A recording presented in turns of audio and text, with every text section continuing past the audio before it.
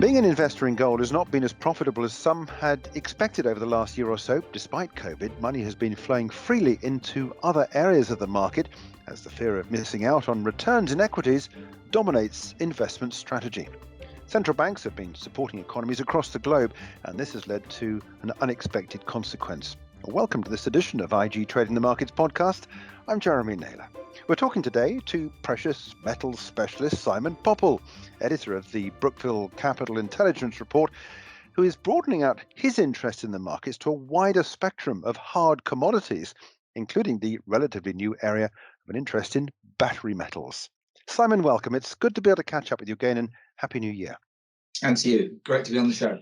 Simon, why the change of strategy? In your own words, have you gone about this, and why now?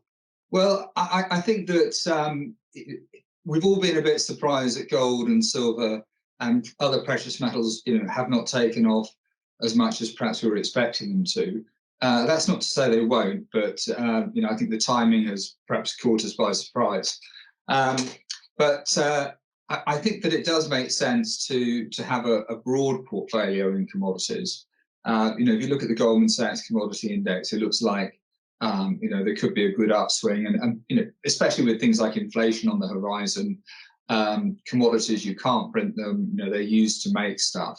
So whilst there's no sort of perfect hedge of inflation, I think they could be a useful tool to have in your arsenal.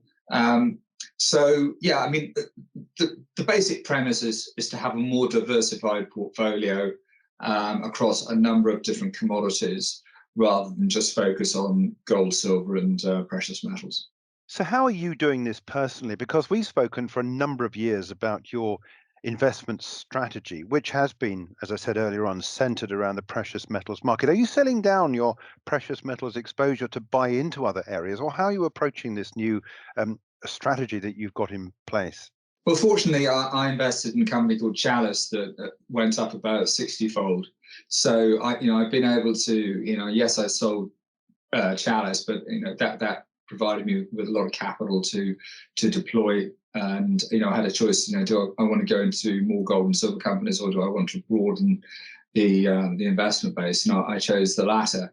And with things like lithium, uranium, cobalt, copper, nickel, manganese. There's a lot of areas that you can invest in. I do it through the mining companies, and if you can get the timing right, there's some fantastic returns on the table. So you're doing it through buying equities, then? Is that correct from what you just said? Not metals themselves, but companies that produce? Yeah, I use a fancy football sort of setup. So goalkeepers being sort of established producers, then defenders, midfielders, and forwards being out and out explorers. So I like to have a blend of different types of companies. I don't want to be too risky and have all midfielders and forwards, but I don't want to also have only goalkeepers and defenders. So what I'm looking to do is to have a mixture of producers and explorers. Now, I said at the top that battery metals features heavily in this. You've mentioned some of the metals there. Clearly, battery metals is of new interest. And we have seen a big return as we go into 2022. We've got the likes of lithium doing exceptionally well. Nickel, 10-year highs. We've got copper, as we speak, just going back up above 10,000. As we know, copper is going to have to be a really big player in the infrastructure of some of the ways in which we are going to be charging our batteries as we look out from this point on.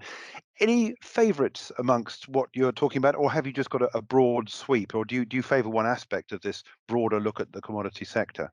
Well, I think that I like the whole sector. The extent to which it sort of delivers the number of electric cars that we want, remains to be seen. And also, I think the technology, for example, in South Korea, universities come up with a zinc battery rather than a lithium battery that has got, I think it's 900-mile range, which is incredible. Whether or not that can be used commercially is a completely different matter. But I think my point is we don't really know what the next winner is going to be. Listening to the news, the media, we're led to believe that oil and coal are on the way out. So logically, there should be a new coal or oil. And I think at the moment, the jury's out on what that will be. But I think if you've got a broad spread of commodities, then hopefully, amongst those, you'll have a winner.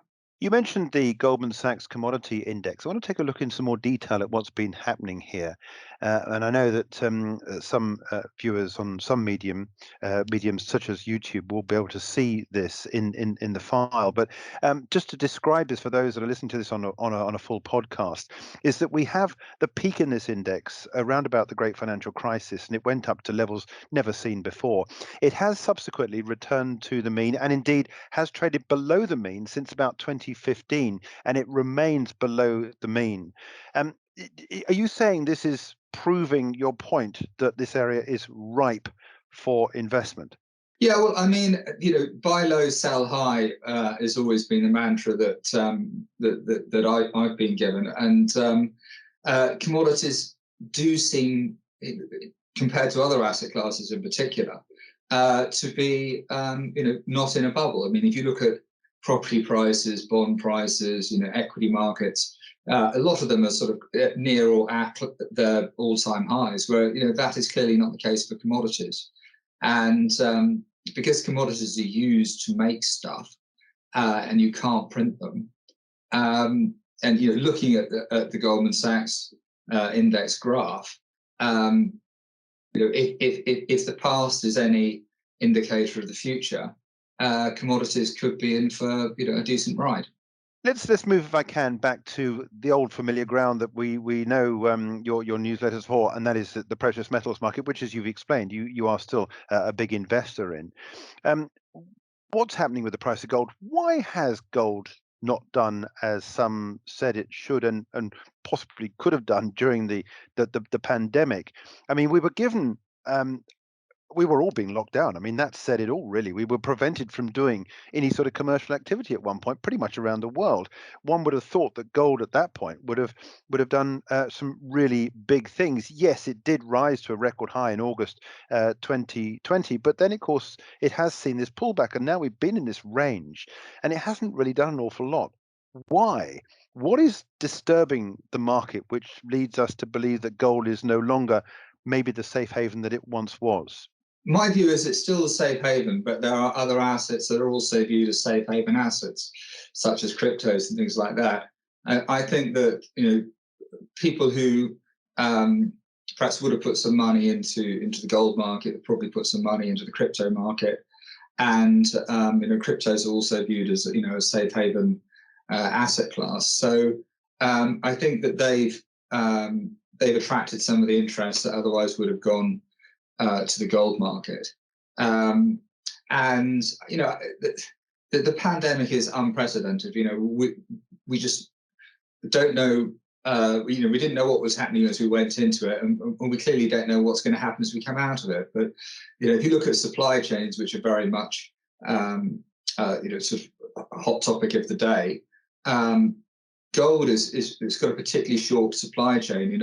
You typically have the mine very close to the deposit, and you probably created 90% of the value between mining it and processing it. Whereas with other products, there's far more elements in the supply chain, and it's far more complex. And it's going to be very interesting to see how that plays out.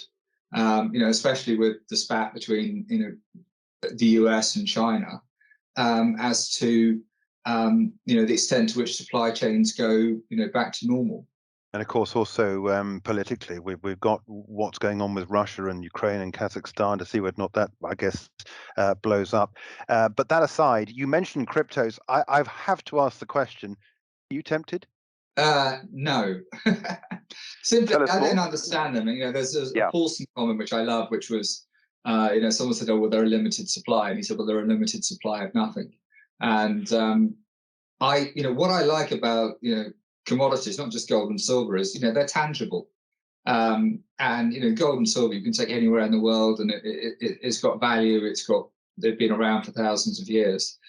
Crypto, do I wish I'd put some money in 2 or 3 years ago? Yeah, absolutely, yes. But I'm not sure what the price is today, but I think it's about $40,000 or something. But for a Bitcoin, but would I want to buy a Bitcoin that I don't understand for $40,000?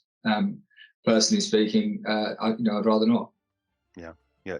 Look, Simon, we'll leave you there, but thank you so much indeed for joining us on this podcast today, looking at, from a gold investor's point of view, as someone that's now looking at a broader sweep across the commodity markets. It's good to talk to you again. Thank you, Simon. Thanks very much. Simon Popple from the Brookville Intelligence Report.